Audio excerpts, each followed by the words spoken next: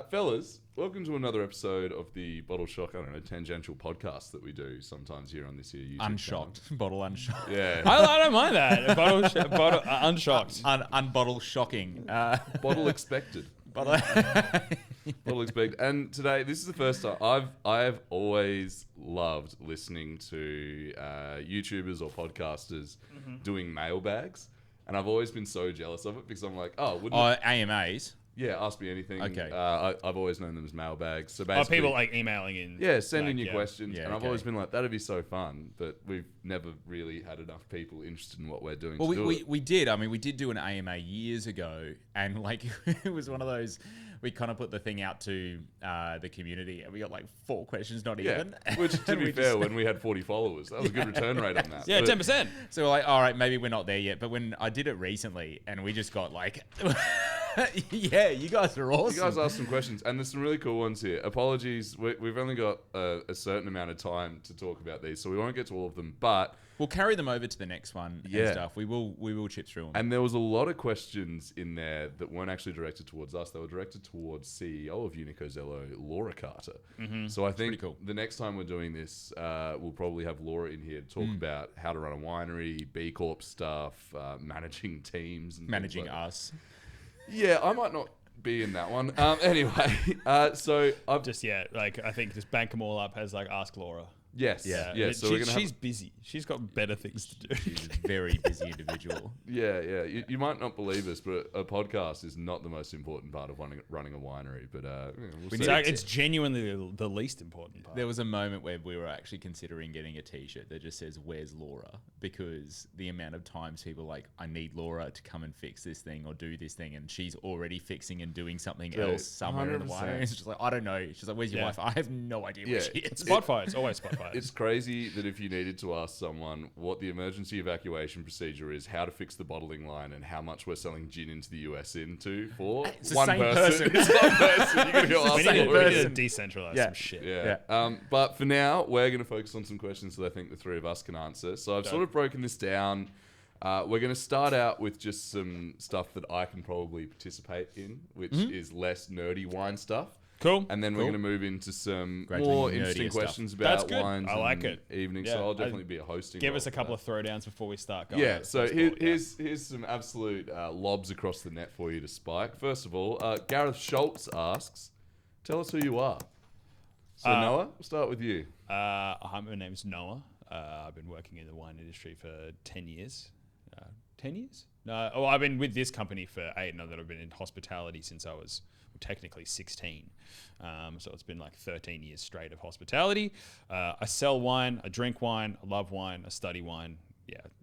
And then when I'm not talking about wine, I'm generally talking about football or obscure 90s cricket references.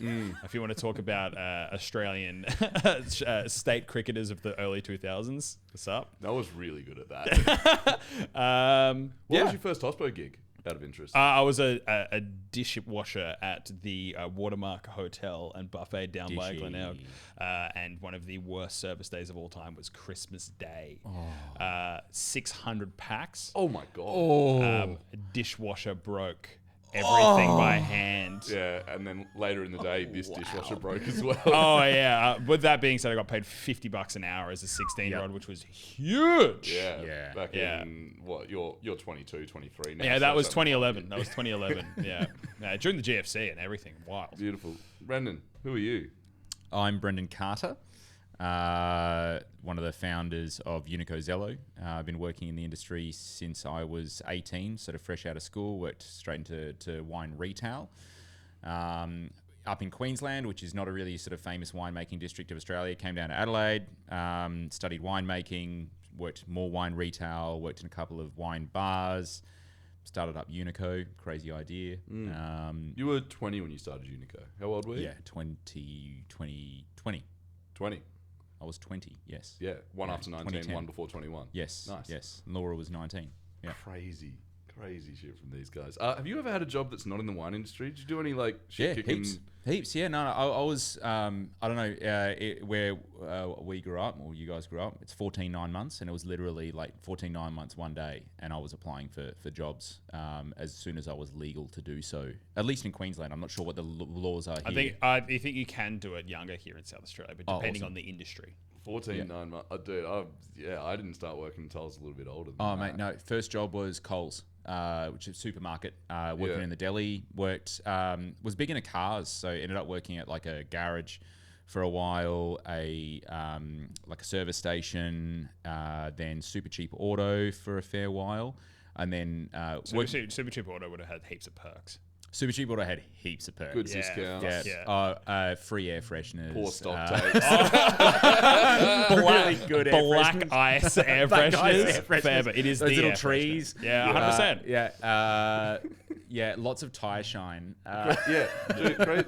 I had no idea. He had like a hectic Supra back in the day. Yeah, I know. Yeah, man, if I still had that was a JZ80 Supra where you popped a 1UZ V8 into it. So if there's any sort of car heads out there, it was an exceptional waste of money. But if I still had that car, it would be like 120 grand. So like so much. Our generation of high school was the last time you could actually buy like cheap cars like that, and like realistically in high school and just after high school, like now these cars cost like 10-15 grand. Yeah. Whereas like my mates are buying like shitty Skylines for 2 and then flipping them for 8. Yeah. Niche thing. Like we're gonna get off cars really quickly, but we got a lot of US viewers, and I watch a lot of US sort of like Donut Media, Big Time, all of those sort of like car YouTube channels. Good channel. And it's so funny that America, not funny, it's unfortunate for you guys, but the fact that all of these like JDM icons were illegal to be imported into the States, so like Skylines, Sylvias, 180s, all of those are so rare in the States.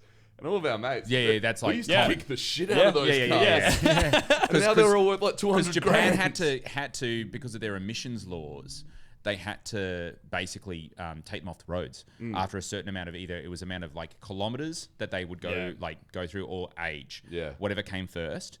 And they had to get, and so there was this massive export market for these, and a massive import market in Australia to get these. I think it was 100,000 Ks.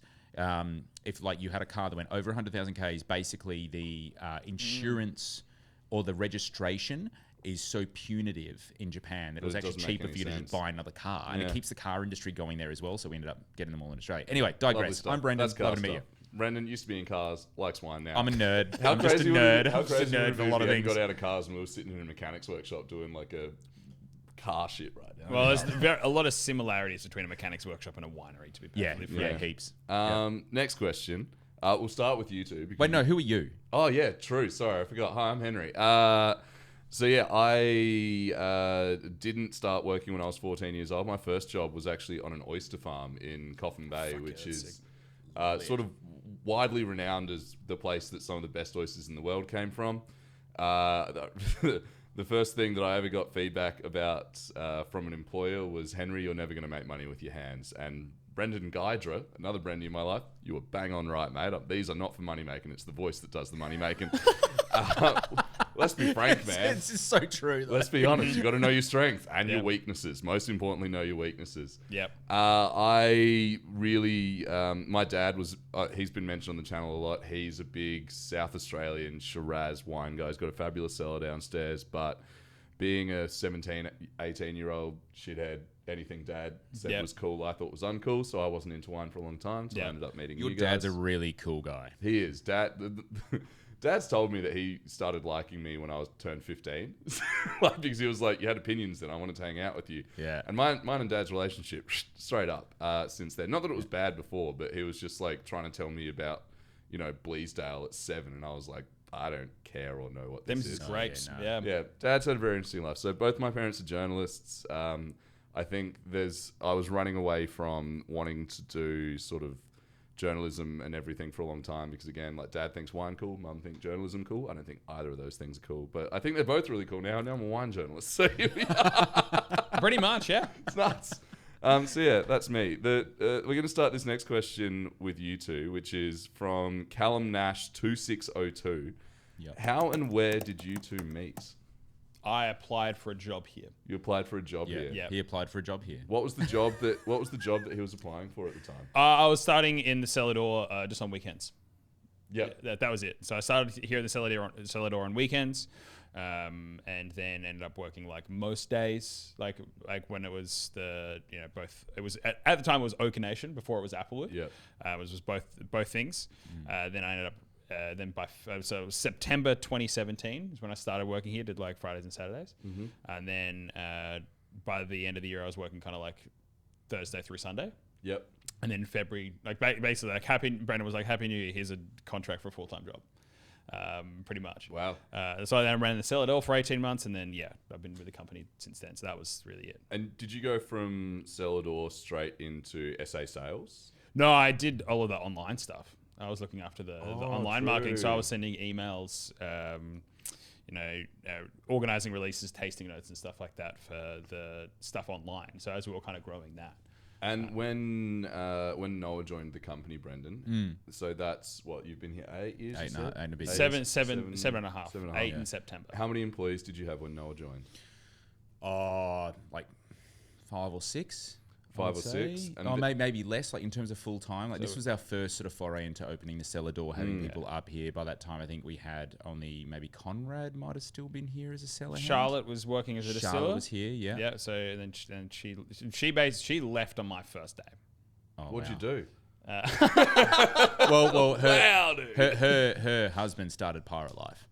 And so, she went what on did to he do? bigger He and better sold things. Pirate Life. Right, yeah. They went on to bigger and better things. Bigger and different things, So Charlotte was here. Katala was here. Yes. Pip was here in the cellar door. And Ian. Layla was here. Ian was here. Conrad was definitely here. So we probably had probably 10 or 12 people. Running around. 10 or 12 people, maybe 4 Yeah. or 5 full time and 5 or 6 casual. Yeah. sort Yeah, of I'd say deal. max 4 full time. And now we're sitting at like 10, 12? Well, we went as high as, in terms of full time, as almost like 20 during COVID. Yeah. And now we've come back down to maybe, I want to say almost 10 or like half that. Yeah. The team's about half the Back- size. yeah, as it about was. a dozen. Well, yeah, we've had I've got the very similar story to meeting Brendan, except did Brendan interview you for the cellar door? No, Laura interviewed me. Brendan Laura was in trade. Yeah, right. Yeah. So I technically, what's her name that literally hired me? Oh, Anita. Anita hired me. So lovely. so we had a mutual Different friend. Anita. Different Anita. Anita. Right. So I can't believe I forgot her name. So she I had a mutual friend with her who used to work with Anita, and Anita asked her, I was like, hey, do you know anyone who wants to work at a cellar door? And then that was how I came up. So then I did my interview with Anita. Laura jumped in for a little bit, and then we went from there. Yeah, you might have met Anita actually. She runs Froth and Fury. I have met Anita. She's awesome. Cool. She's a weapon. Yeah, she's great. Good hiring decision by Anita back in the day as well. Hell yeah. I've never had an interview here. I never got interviewed for a role. Mitch, Mitch. Well, that's at the time. Yeah, I think there was a bit more demand for quality, like cellar door people in South Australia, like in general. You know what I mean? Like there was high demand. Yeah. Whereas like when you were hired, it was like we just need bodies. We need like bodies. like everyone was way more stressed. Like And- during 2017, I asked to be a glassy at a bloody Maybe May. I asked Nick Collette, I was like, hey, can I be a glassy here? He's like, no. I don't have space. Yeah. Whereas if I did that now, he'd be like, please, Please. can you work Yeah. 7 days a week? Yeah. Plus things slip through the cracks like all the time. 100%. Yeah. So Yeah. yeah. Bad phrasing, but yeah, there was a demand. There was there was like less demand. There was like if you were to get in, you had to be like at a certain Yeah, level. yeah. Yeah. More competition. I got my interview was I'm in a Facebook group chat called Board Game Boys, and Mitch, who is now the head distiller, but at the time was he? Head barman. He was bar manager Yeah. after you. Did he take over from you? No, we had Sophia Sophia in the who did that, and then COVID happened, and then she left just the beginning of COVID, and then we'll call it the bar closed. Yes. So we didn't need a bar manager. No, really. you started all this. Yeah, Mitch was the first one to come back after. Yeah, exactly. So I got a message in Board Game Boys being like, "Hey fellas, I've just started as a bar manager up at this gin distillery. We need someone to do glassware. Is anyone keen?" And I was working in a fruit and veg shop, which I hated. Yeah. But stuck it out for 7 years because reasons. Yeah. Came up here, and I remember that was probably it was in the lead up to the Christmas rush. So I reckon I probably started in August, September, somewhere in that area. And then we had the staff party up here, which was, I think, the first time I ever remember talking to you. and I'd had like 3 apples. Talking's a really nice way to say yelling. Yeah. Well, we'd been doing like, we were up at the bar and the bartenders were making all the drinks for everyone, open bar, and we were doing like blindfolded cocktail making and stuff. So it was not early in the night. Pretty messy. It was pretty messy. That was a debaucherous. And it was very debaucherous. And I yelled at Brendan for a while about how I was working for a community radio station, and then about, I don't know, it would have been probably 3 or 4 months after that, you were like, hey, do you want to, we're going to start Wine for the People up again. Do you want to get on camera? And here we are. And here we are. Crazy stuff. And we've covered how you haven't got anyone else to meet in this room now, so I don't need to ask you that question. Will asks, do you guys feel very perceived on camera? How is your relationship with the public eye? So like, I suppose, I think what Will's getting at here is like, obviously we are our own people outside of what we do on camera here. How do you feel that you come across on camera potentially? Right. Like, pretentious. Do we feel seen, as in, do we ever come back and be like, oh man, I wish I never said that, and that's not actually how I actually am in real life? Yeah. No, I always end up accidentally sounding pretentious. It's like another thing. Yeah, no, it's just like everyone's like, this guy wanks on a bit. Like literally, like when Tom Hollins was up here, like for the tasting notes, he's like, no, wanks on a bit. I was like, yeah, okay, fair enough. Fair, man. We are talking about wine. Like, exactly. It's like so so end up you start describing what you like and what interest piques your interest about that wine, and you end up sounding pretentious. So I always have a kind of natural aversion of sounding like it's like I accidentally sound elitist and pretentious. I feel like on camera, I'm actually more toned down than I am in real life. Like I am a nerd. I'm a nerd. Yeah. So I will talk to anyone at length for hours without taking a breath about like camera equipment or videography or building a computer or just really nerdy. Like Mike Ariza in soil is like, wind me up and let me go. I don't do that on camera, and I think sometimes it freaks people out when they meet how intense. And that's autopilot for me. I'm trying to stop that. No, I used to be like, back when I was working in the cellar door, and it'd be the odd Saturday where you were around for whatever reason, and I was like brand new, and someone would ask me like, what variety is Jaden Jasper? And I would say, I don't know, let me ask the CEO of the winery who's walking past. And be like, Brendan, can you tell these guys what Jaden Jasper is? And then like 3 minutes later, you'd be talking about how Australia was the oldest continent on the planet, and like we migrated here, and it's just like, we were looking for Fiano on the big board. But you do have an ability to wind up and let you go. But one thing I will say about you're very good at taking that and then realizing that you actually can't do 45 minutes on YouTube all the time. And you are quite effective at communicating on camera. And I think that does come through quite a bit. This has helped me communicate better. Yeah. 100%. More concise. 100%. Yeah. But how about you? I'm not going to lie, man. Everyone who bumps into me on the street and is just like, you strike me as... I think I come across relatively... not because I can't lean on, I'll just talk about the wine and hide behind that sort of thing. So I think the most interesting thing for me is watching... we've been doing this for three and a bit, 4 years now. Something like that, yeah. And watching, like, sometimes I'll just go and watch a couple of old videos or something like that. And it is very noticeable. Like right now, I'm sitting here with glasses, beanie, looking like a hipster sort of thing. And then you go back in time and you're like, oh, look, that's when you were dressing up as a Hawaiian, like, holiday person for a little while. Or like, here's where you got really fat for 6 months. And I think it's very interesting tracking your own mental health and physical health through absolutely. Like outfit choices, haircuts. Yep. Like, I was like, I should have shaved that day or stuff like that. Yeah. It's like, I got too drunk. Weirdly now, I think that the one thing that I do sometimes get from people is they expect me to be a little bit more of a wine nerd than I actually am, because I've had a couple of instances on the channel where I've said something clever by accident, and they'll be like, oh, let me talk to you about, like, let's get in the weeds on Burgundy. And I'm like, brother, I look forward to learning from you. I'm the same. Yeah, it's like, I'm like, I don't drink Burgundy. I don't have the budget. I work for an Australian wine company and I don't have money. So please tell me all you know about Burgundy. I'll pay attention as much as I can. Yeah, I hope that is what you were asking, Will, and I hope that we've answered it somewhat. Next up, we've got Deegs, Deags. Deegs. Deegs.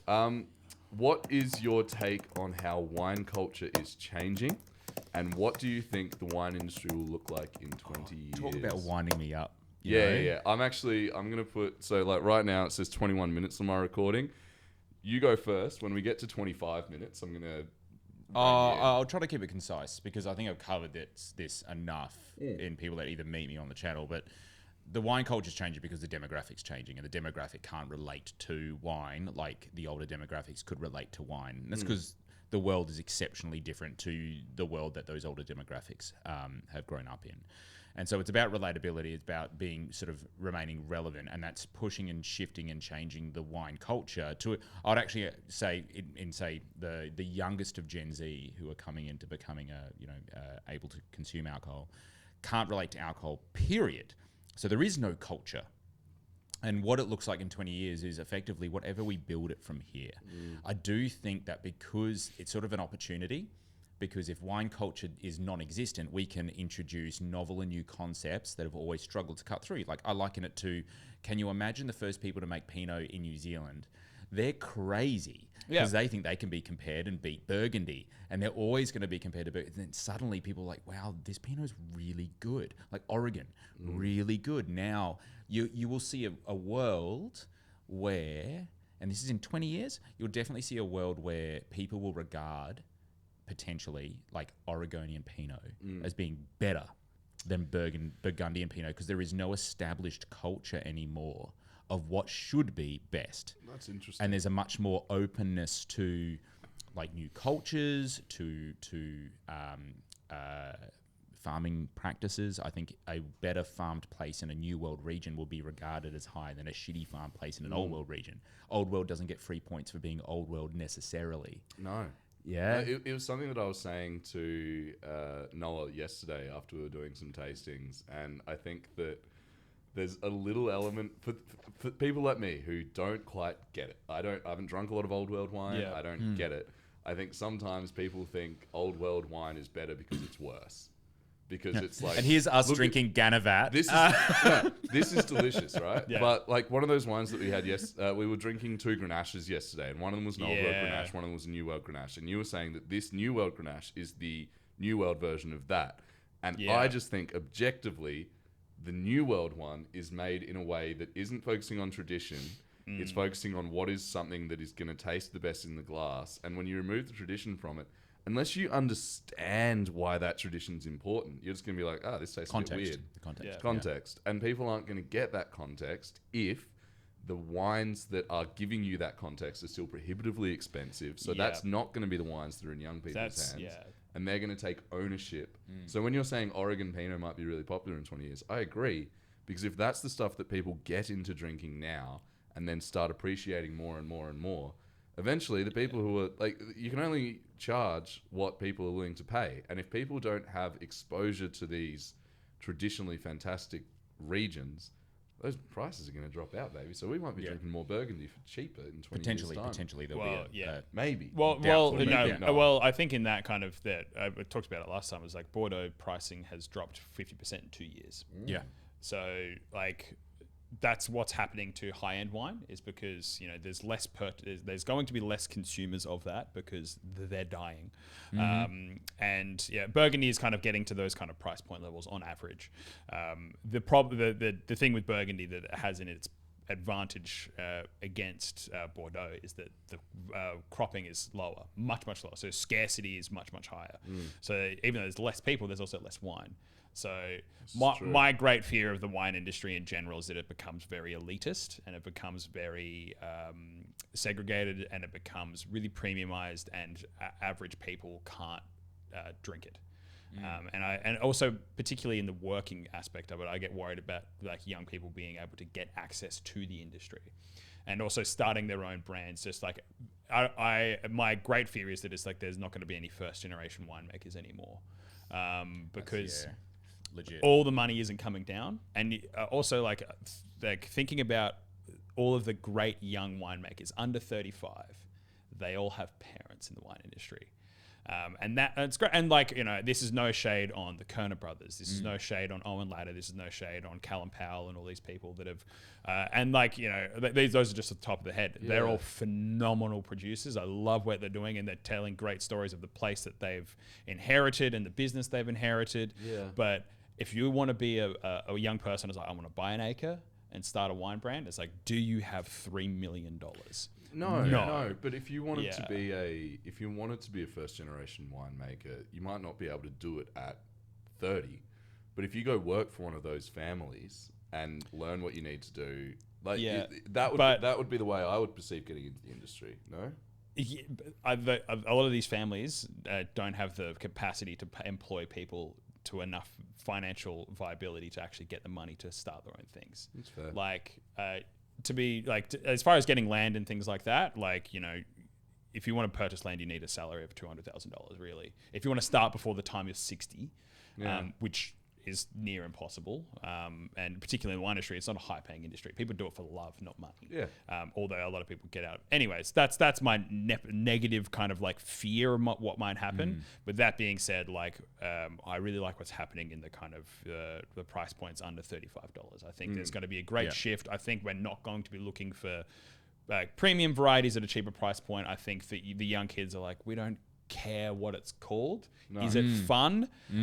Is it can I afford it? Yeah. Does it fit in my life? Does it work in my lifestyle? Yes. Yeah. Like, is this something that is made for me? That's good.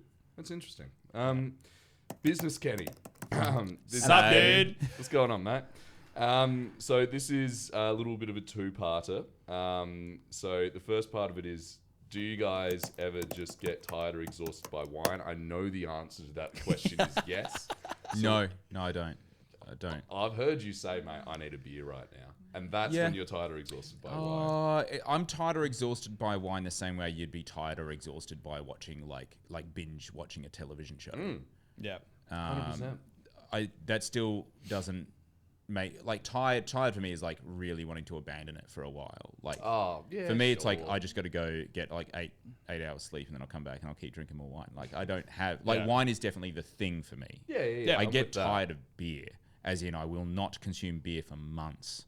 You're on an anti-beer kick at the moment, mate. Yeah, at the moment. Same thing, spirits. Like, I'm so done with gin. It's not funny. I'm not done with our gin and the underlying sort of reasons why our gin exists. But I'm definitely done with gin in the category. Nothing makes me switch off quicker than someone going, do you want a gin cocktail? And I'm like, that is literally the last thing on the list. I would take vodka over gin right now. Wow. I still like a gin cocktail. What about you, mate? Absolutely. Like, I think it's one of those things, is like, you kind of want to separate from work sometimes. Yeah. And I think wine is work. And I like the work. Same. It's like, but it's just like, what do I do from 9 to 5, Monday to Friday, and then some? I talk about wine. I sell wine. I plan about wine. I study wine, and then I get off the clock, and then I study wine, and then on a Friday night I open a bottle of wine with my partner, and I'd cook some food to have, and wine with the food and things like that. And then I go out on a Saturday or Sunday, and then I have some wine.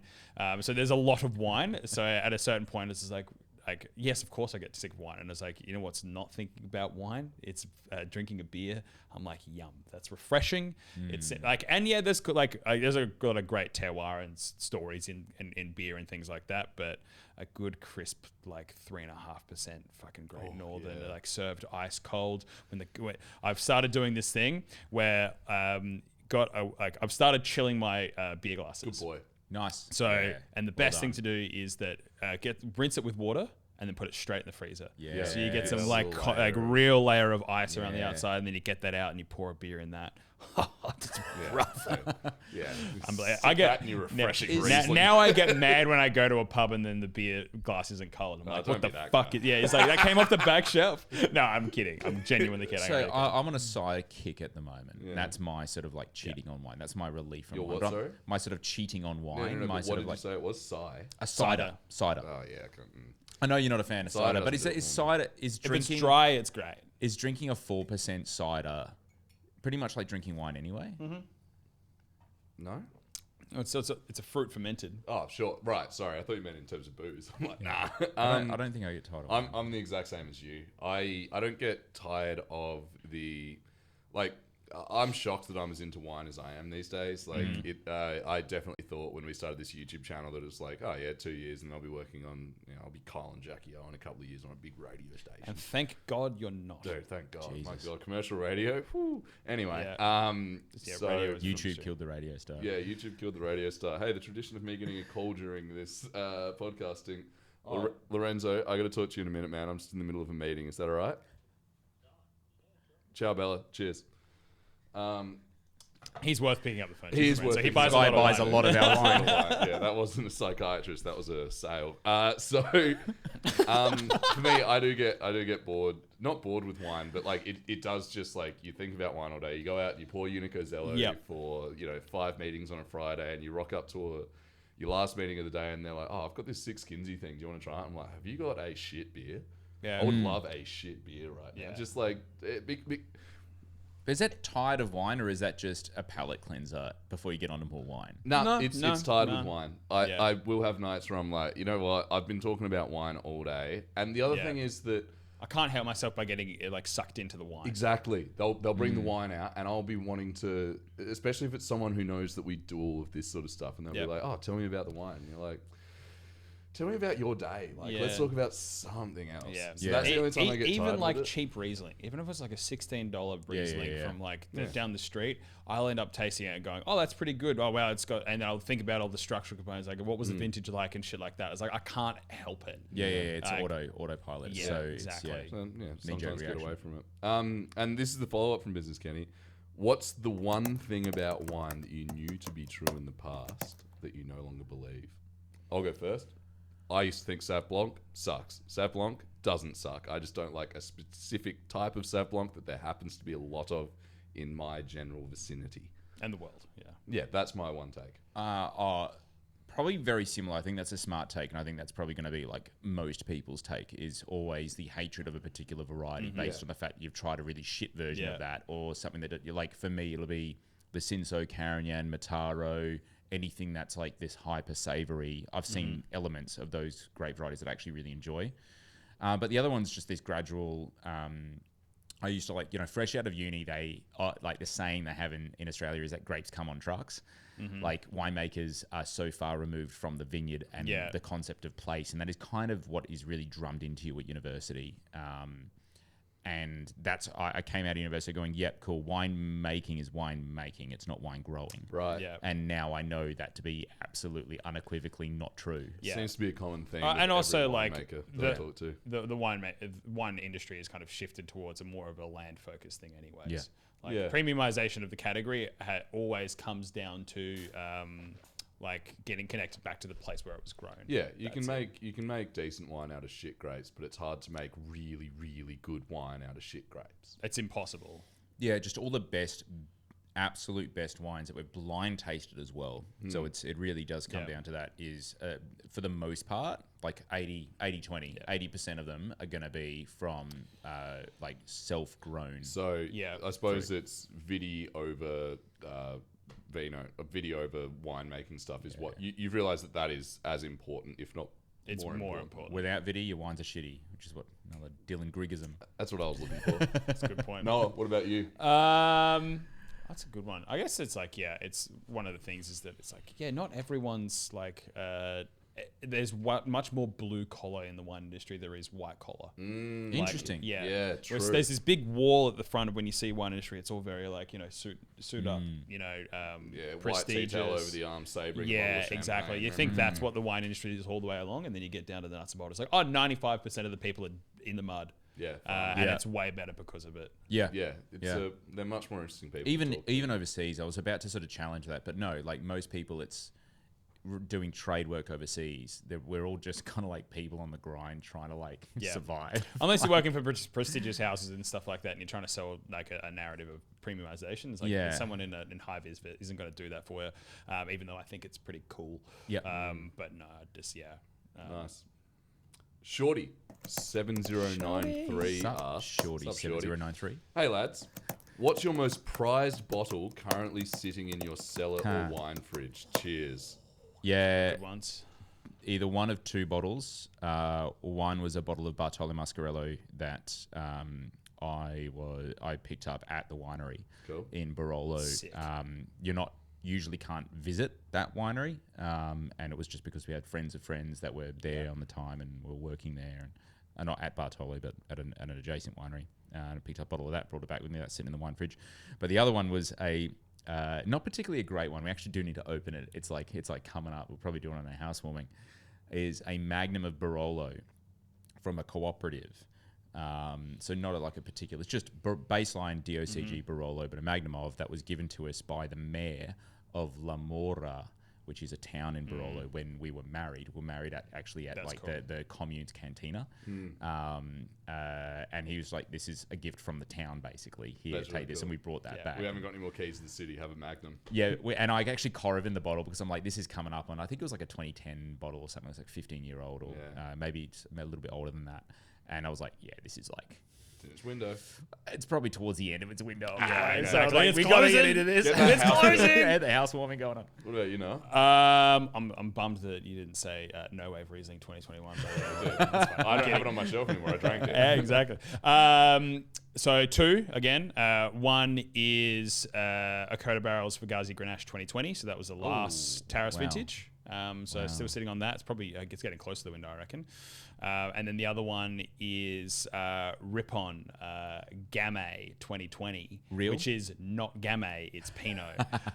So that can't again. exist anymore because it's unless the Ripon eventually plant more Gamay and they've got Gamay, but it's labeled as So it's Gamay, mislabeled but Pinot. inside it's Pinot because they discovered that Ripon had this this is like 1980s planted Gamay and it's great, and like the I guess the wider trade thought it was the best Gamay from New Zealand, and it turns out that Gamay wasn't Gamay at all, it was Pinot. Nice. With some viticulturalists came and looked at like the leaves and were just like, that's Pinot leaf, not Gamay leaf. Cool. And they did some things, so I was like, I got a bottle of that, which is really cool. So those are my two favorites. I got two, and they're not gonna stack up. But the first one is it's a Magnum as well, and it's a Magnum of Penfolds Claret that Peter Gago gave us. That is cool. Not you. Again, you miss out on a lot of fun things now that you moved to Melbourne. When we went and interviewed him at Penfolds, turns out I was so ready for him to be like, I don't know, scary. He was so lovely, and on the way out the door, he was like, "Here, take one of these with you. We can't. I don't think they can sell them anymore." No, I can't sell them with claret written on the bottle, No. and they were made, I believe, for Lindsay Fox, like billionaire. Sorry, I lied. Oh wait, Fox Transport. Yeah, Fox I Transport. do know Lindsay Fox. Yeah, and it was his 60th or something like that. Yeah. They all got flown into Sydney in this big warehouse where they had this big junket, and he's like, we made them for him or something like that. Nice. And so, he gave us a. And then the few second bottles bottle, it's going to be vinegar. It is a bottle of 1995 RGS Malbec, which RGS is the Red Gum Selection, which is a wine club that my father used to run out of Bleasdale. So it's a bottle of Malbec from my birth year that I actually have tattooed on my ankle down there. Oh, that's so funny. Dad was pissed. I was like, hey, Dad, can you send me one of those bottles? Because I needed it to get the design for the tattoo. And Dad hates me having tattoos, so he's spewing about it. It's going to be vinegar. It's been kept in share houses and nonsense. Yeah, it's just like a little sentimental, Those are cool. like birth year dad's wine sort of thing. So there's probably going to taste. You do a lot better. of sentimental shit for your dad. 100%. I actually, I know. Like he didn't like me to fucking love Dad. Like this is his 21st watch present. The car that I drive is the car that he's owned for. I bankrupt myself trying to get that man to You realize spent how like much $10,000 rebuilding. This is what year is it? $12,500 rebuilding a 1995 SR5 LN106 Hilux, which is currently parked down the front out there. We're car people. Yeah, it's one of those things that it's not. Yeah. Like when everyone I've told that I spent, because I blew up the engine because I didn't put oil in it because I was depressed last year and didn't pay attention to things. But everyone I've told that I spent this much money on it, they're like, you could have bought a new car. And your for that. dad reckons you are dumb as dog shit for it. Yeah, but then the funny thing was, after I got it rebuilt, took him around the block in it, and he sat in it and drove it. And he's just like, "Oh, this does feel really nice." I fucking told you. Yeah. Right, beach with lots of E's. Sup, asks, beach. All right, here we go. This is where you guys can take over a little bit. How are you feeling about the state of the international market currently? Tariffs were lifted by China some time ago. Has the market bounced back, or are you still finding it hard? That's the first part. So I want you to talk about like the relationship with Australia and China after those tariffs were dropped, and then we can get into the how does the looming USA-China trade war impact you?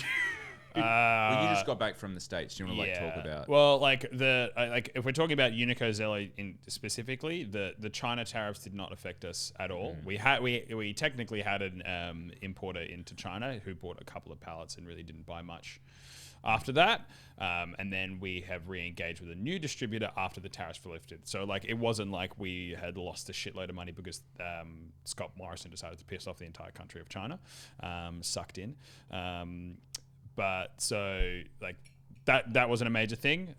So in the wider industry context, it has resulted in a glut of wine existing in Australia, and it was basically trillions of liters of Shiraz in tanks around the country. Oh, and the rest. Like basically, like the great wine industry band-aid for the last decade was just like, oh, China's the giant pond we can dump all our problems in. It kind of showcased how fragile the industry was and how much oversupply there was. We've always had oversupply in the Australian wine industry. It's not the first time this has happened. We were talking about this in 2011, and well, funnily enough, that was also during an economic crisis as well. So what we're experiencing is not a new thing. Like that's the main thing, is that we've been through this before. The only challenges that we've got at the moment is that we're having a lot of different things all at once, kind of like steamroll. It's like the amount of complexity. The USA thing, like the USA China, the USA the rest of the world's like the whole tariffs thing. When they originally were announced, I was actually kind of excited because in Australia, we actually had a competitive advantage against Europe for the first time because we had 15% less tariffs than European wines, which is really positive for us. But then all of that's been paused for 90 days. And at the moment with the whole tariffs thing, this is just all, it's also volatile. It's not worth paying attention to until it's actually happening. There's two mindsets. There's predictive or reactive, and I think right now reactivity is better than predictive mentality, because when you've got the one of the great John Mulaney bits is there's a horse loose in a hospital. Like you don't know where the horse is going to end up. It's not supposed to be where it is, but it's there. Something's gonna there's a horse loose in the hospital. Like just try act. Like, just be aware of what the horse is doing and be ready to react to what the horse is doing. Oh, no. If you see the horse, react to it. If you don't see the horse, act like there's no horse in the fucking hospital. Keep doing your surgery. Like, it's completely, like, it's not completely fine. Like, there is a lot of challenges, but, like, it's not worth stressing about until there's something to stress about. It's funny. I remember, like, similar sort of analogy Will Anderson used when he was talking about the GFC, which is, like, I don't particularly engage with, I don't understand the tariffs thing. But he was like, the GFC is a lot like watching a clown fuck your father. You don't know how it's going to affect you, but you know it probably will somehow. Oh, he's one of the greats. Well, how's about this phenomenon, though? So, we pissed off China. We got taxes, caused a glut. Yeah.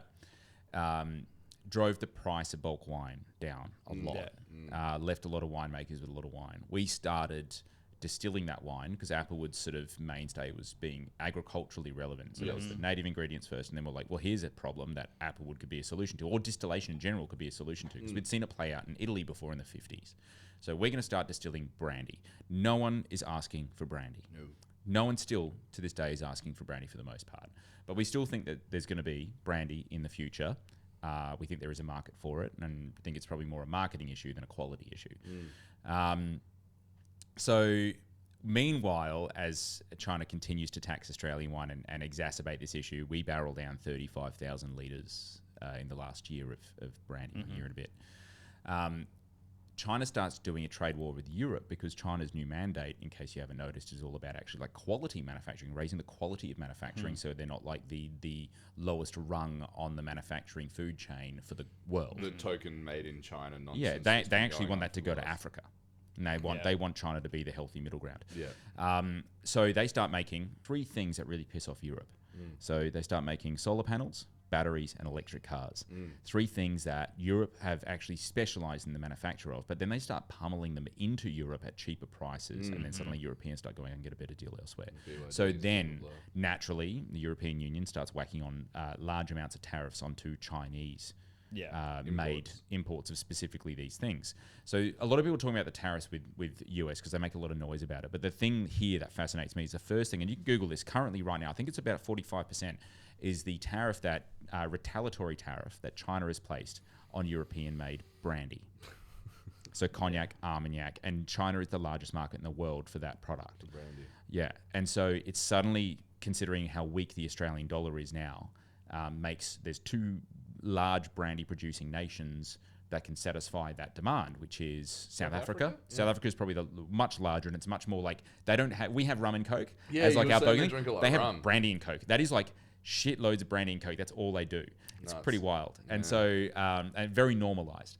And so the irony is that the original taxes or tariffs that China placed on Australia, which exacerbated our wine glut, that gets turned into brandy, that then gets sold back to the Chinese.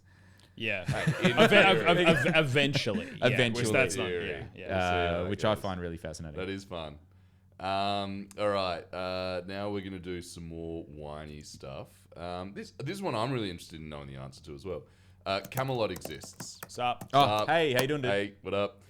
Can you explain how to identify which wine fault is which, e.g., VA, Brett, Madeirization, etc.? Maderization. Not a fault. It's a feature. If one feature bottle, it's a technique. It's a thing. It's a feature. If one bottle is mousy, would the other 5 share the same fault? Wow. Okay. It's a lot to unpack. Interesting. Go in reverse. So mousiness first. Get the most fucked wine you could possibly imagine and find a mousiness, you will never forget it. Yeah. It's just like, that's like, I think like there's always signifiers to like once you try, once there's something similar you can get, you'll find it all the time. So like with like VA, just go like sniff nail polish remover. That's VA. Same thing with is VA vinegar. volatile acidity? Yes. Volatile acidity, and there's ethyl acetate, and there's acetic acid. There are 2 of them. So one which is associated with vinegar, so it smells a little bit like vinegar.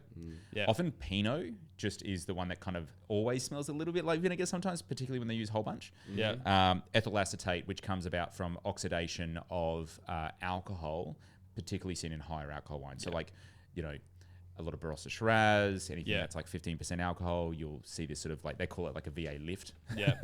Well, I know, but it does. Yeah. It does in certain amounts, it does enough. But but if a wine smells like nail polish remover or like vinegar, steer away. Brett.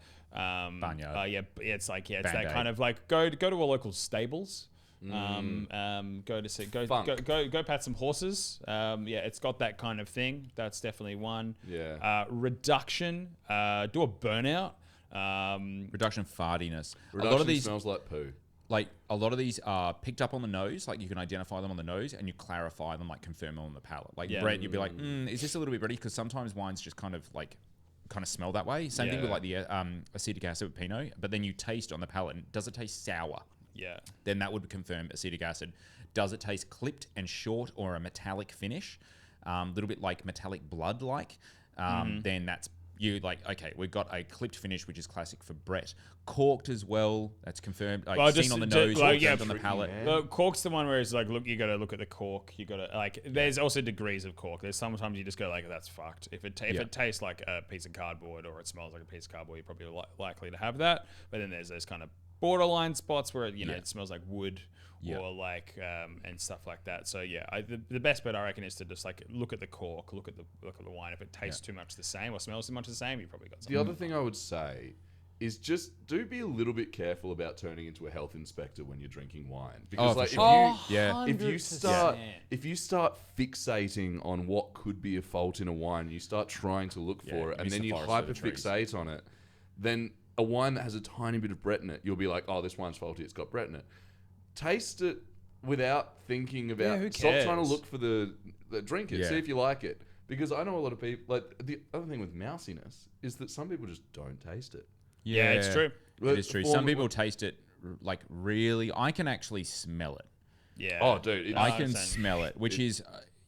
a weird one, but the smell is No, it's there. like orange juice. It smells like vitamin C tablet. No, one of the great like ones to do chillable to double check is Jill Gordon Smith showed me this. Is you dip your finger in the wine and rub it between your thing, and you smell it, and you're like, whoa, it smells really like back of a cupboard kind of thing. But mousiness is mousiness. If you find a wine that has mousiness, you'll have to go to your local natural wine shop more than likely, because a lot of the two things that really solve it is time and sulfur. But yeah, like you can identify those things, but equally, like I've noticed over the years drinking wines with you guys, there'll be occasionally times where you taste something and you go, oh, this is actually cooked because of this reason. I'll be like, I don't know, man. It tastes like good stuff. Yeah, but there's also times that we go like, we can see that there's Brett or VA or even mousiness, and we go like, appreciate it. I'm not Still fine. I'm Like still yesterday. okay with it. I still enjoy the taste. Yeah. The most important thing is, does it taste good? Yeah. If it doesn't taste good, there's an explanation for it. This wine that we're drinking right now, like there is It's a going mousy. slightly agriculture. Like right now, there is a slight little. So, and it's so this is a sulfur-free Chardonnay, isn't it? Underfloor or can't Sauvignon. remember. But it's actually quite pleasant because it's just in There's check. salinity. Give that half an hour, I reckon it'll taste Yeah. rubbish. Yeah, 100%. Yeah. As opposed to the last question, if one wine tastes mousy, am I expected the rest of the wines will taste mousy? It depends on how the mouse has arrived in the house. So As the mouse in the house. if it's through hyperoxidation, it just depends if it's happened as a batch or it's happened within bottle. If it's microbial, no, not necessarily. You might just have a really shitty bottle and you could open up another one and then check. We have this with Radicon all the time. Yeah. It's like the amount of times you just we call it the 50-50 thing. It's like sometimes the wines are beautiful, sometimes the wines are fucked. Sometimes seen is a wines- good, sometimes is a shit. I don't quite understand this, and I don't think that I know the AWRI is doing research into this, but there is a phenomenon where you just leave wine alone and it just becomes less mousy. It's happened to our own wines. We've watched it in our own cellar happen before, where we're like, this is mousy. We just didn't open up another bottle off the pallet, and then came back like 6 months and it was less, and then we went back a year after and we're like, okay, this is ready to release now, and that's a consistent theme that we've seen continually. So time can fix it. This is one that Brendan, you could do 45 minutes on, but we're going to keep. We're almost an hour, and we've got a couple of questions to get through here. Okay. If you could alter the makeup of varietal plantings in Australia, what would you do? I rip up X amount of Shiraz, Chardonnay plant X, Y, Z. I would immediately rip up whatever there is of Shiraz. I would take most of it out and replace it with Grenache, almost immediately, on multiple fronts and for multiple reasons. Same thing with Chardonnay and Fiano. Is the Shiraz thing because the climate is now getting warmer and you think Grenache is more suited to it, or do you think that I think it was we've greatly inappropriate? overestimated the truly great sites that we have for Shiraz, and the hype that is driving demand for current Shiraz is based on a very small percentage of vineyards that are very good for Shiraz. And I think if we displaced those with Grenache, we would have more hits. We are underestimating the amount of truly great sites we have for Grenache in Australia.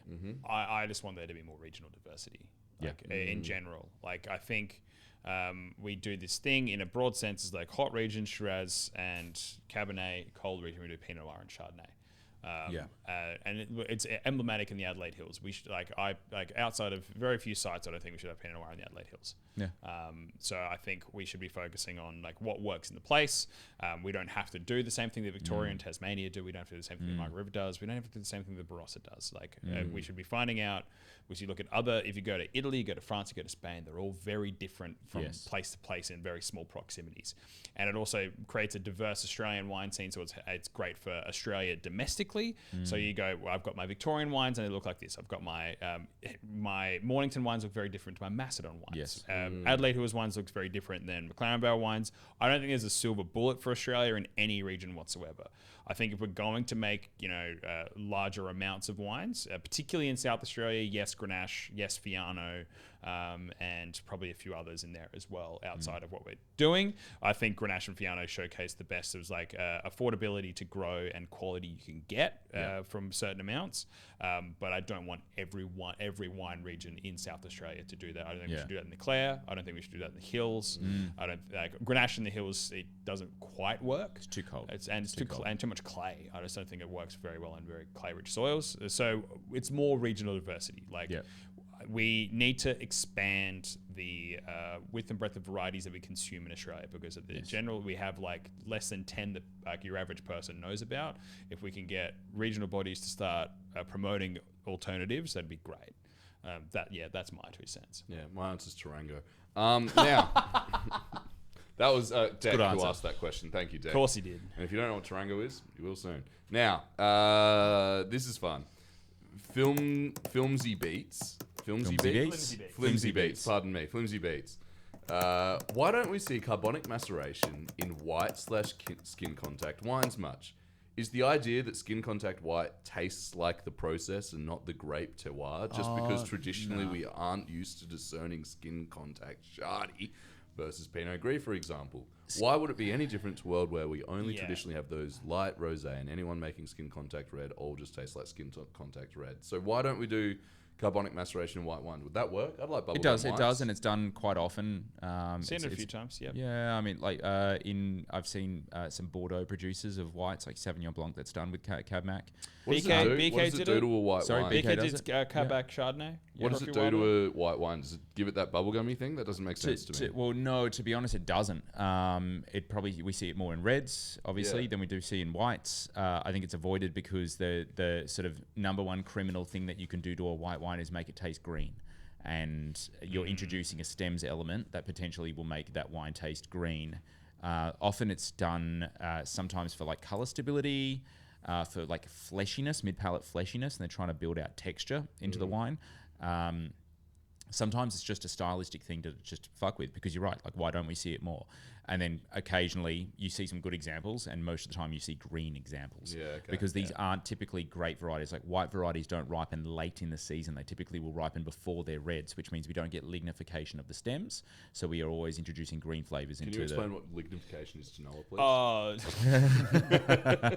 Or to me, if you feel fancy. I know, lignification. What's lignification? In a simple way, it's like when stems are unlignified, they're green. When they are lignified, they're brown. Okay, so like when they get drier. When you could burn them as opposed to be like, nah, man, make the fire smoke too much. Yeah, correct. Yeah, but right. I disagree with the whole skin contact white wine showcasing, its winemaking. I think it showcases its winemaking as arbitrary as skin contact red wine does.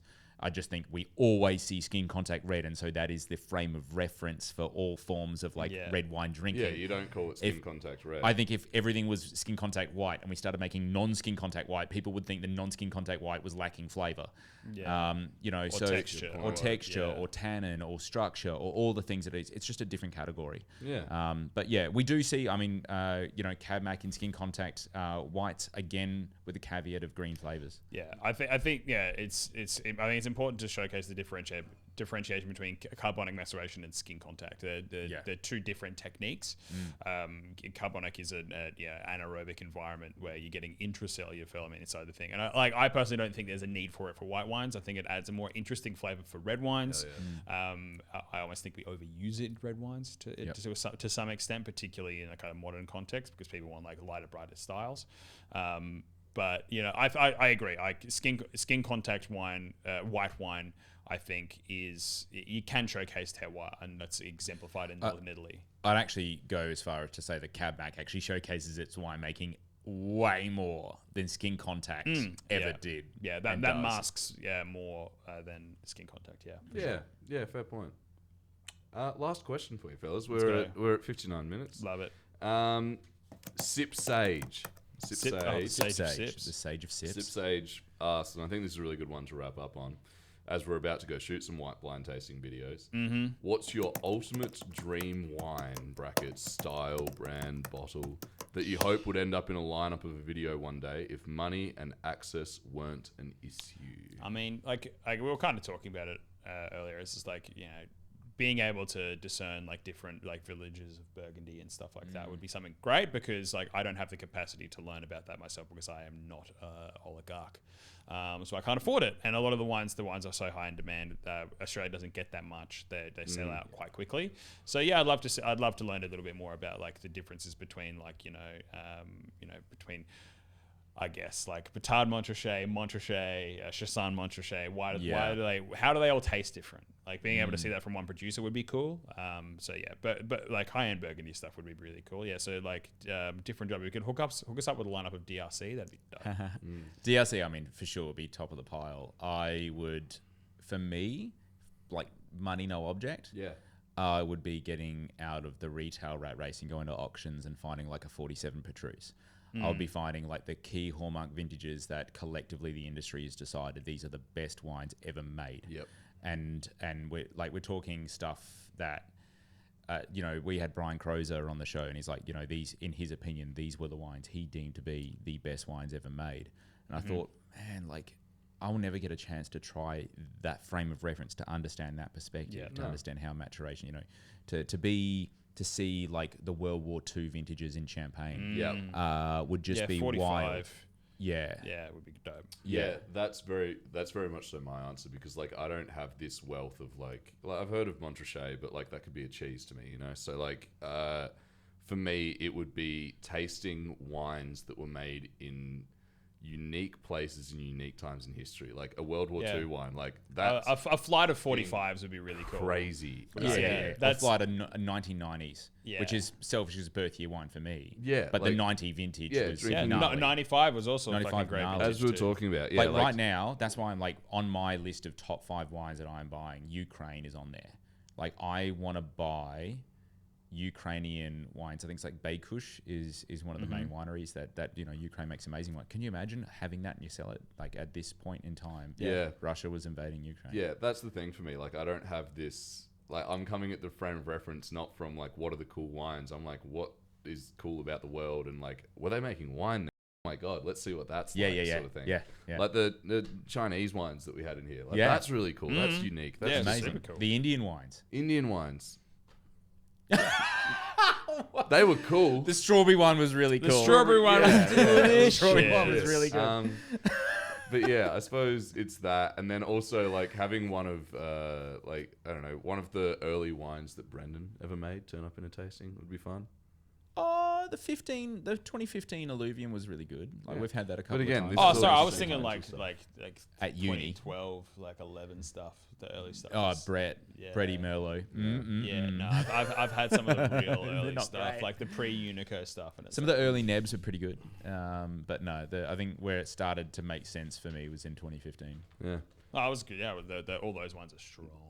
Well, just quickly run through Gareth Schultz, Callum Nash, Will, DeGaz, Business Kenny, Shorty 7093, Beach, Flimsy Beats, Deck, Camelot Exists. Was it Degaz or Deegs? Deegs.